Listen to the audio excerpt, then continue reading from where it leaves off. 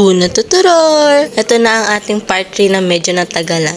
Ay, hindi pala medyo. Natagalan talaga. Sa part 3 namin, ipapakita namin sa inyo yung mga ginawa tsaka yung naging activities namin sa Vatican.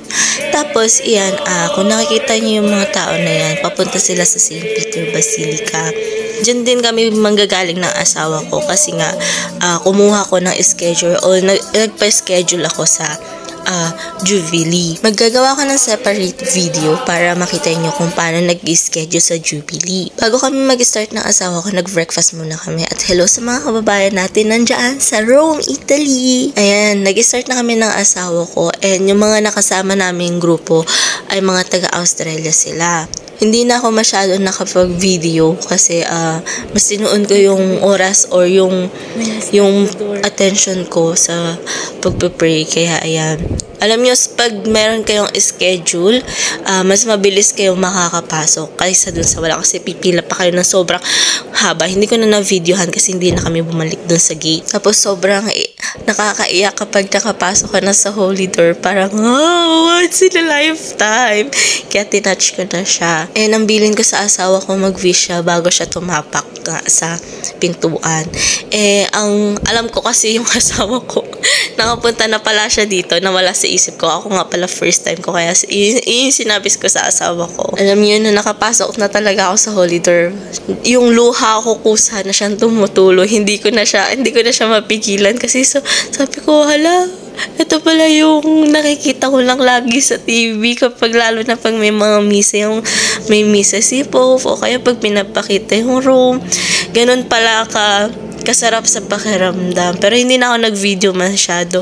Mas in-enjoy ko na lang yung loob ng St. Peter Basilica or yung Vatican. Tapos, syempre, after namin sa St. Peter Basilica, kasi nga may schedule pa kami sa Vatican Museum, kumain muna kami sa Jollibee ng asawa ko kasi malapit na lang siya, ilang hakbangan na lang Jollibee na. Kung tatanungin or hindi nyo man ako tatanungin kung ang lasa ng Jollibee sa Rome tsaka sa Pilipinas, magkaiba pero maamoy mo yung Jollibee. May konting alam mong Jollibee siya pero magkaiba talaga yung lasa. After namin kumain at magpahinga, pumunta na kami sa Vatican Museum. And meron na kaming tour guide kasi kailangan namin ng tour guide sa loob ng Vatican Museum. Kung mapapansin nyo kung bakit maikli or konti lang yung naging video ko dito sa Vatican.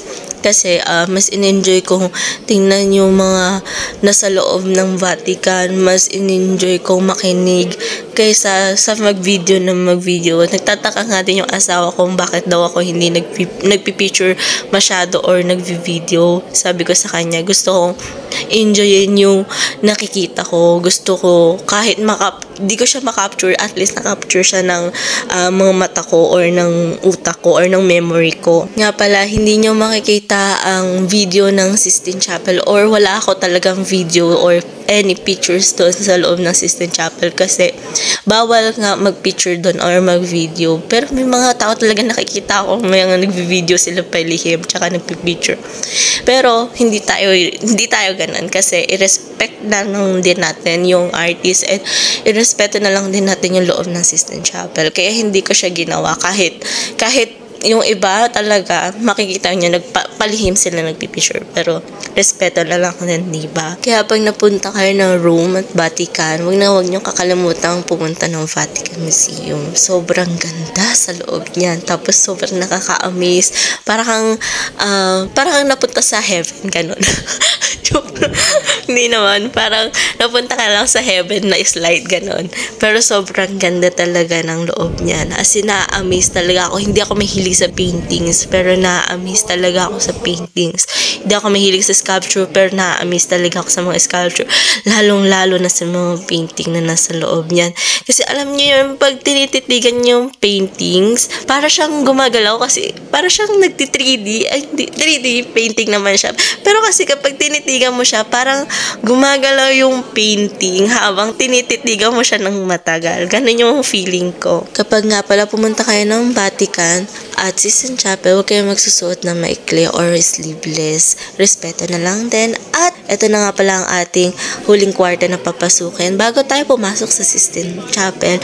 At dito ko na lang din tatapusin ang aking video. I-wait nyo na lang ang aking part 4. Please don't forget to like, share, follow, and subscribe. Maria Hanja, thank you for watching. Bye-bye!